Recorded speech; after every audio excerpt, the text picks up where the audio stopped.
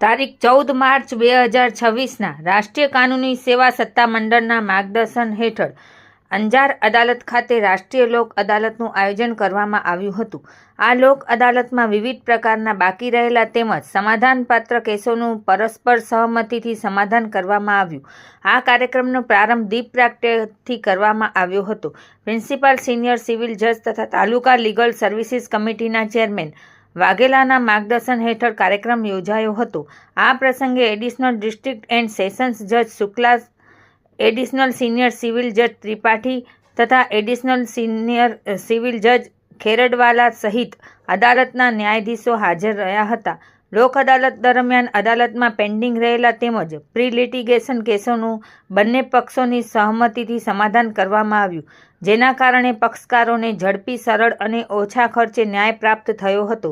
આ પ્રસંગે અંજાર બાર એસોસિએશનના પ્રમુખ યશ પોટા, ઉપપ્રમુખ પરાગ વરુ તથા મહિલા ઉપપ્રમુખ કુમારી પૂજા બારમેડા તેમજ અંજાર બારના વકીલ મિત્રો, કોર્ટનો સ્ટાફ, બેંકના અધિકારીઓ, પીજીવીસીએલના અધિકારીઓ તથા અન્ય વિભાગોના પ્રતિનિધિઓ મોટી સંખ્યામાં ઉપસ્થિત રહ્યા હતા અને લોક અદાલતને સફળ બનાવવામાં સહકાર આપ્યો હતો. આજની લોક અદાલતમાં પ્રી લિટિગેશન 590 તેમજ લિટિગેશનના 663 એમ કુલ 1255 જેટલા કેસો મૂકવામાં આવ્યા હતા, જેમાંથી આશરે 413 જેટલા કેસોનું સમાધાન અને નિકાલ કરવામાં આવ્યો હતો. લોક અદાલતના આયોજનથી અનેક કેસોનું સમાધાન થવાથી પક્ષકારોમાં સંતોષની લાગણી જોવા મળી હતી અને ન્યાયિક પ્રક્રિયા ઝડપી બનાવવા માટે આ લોક અદાલત મહત્વપૂર્ણ સાબિત થઈ હતી.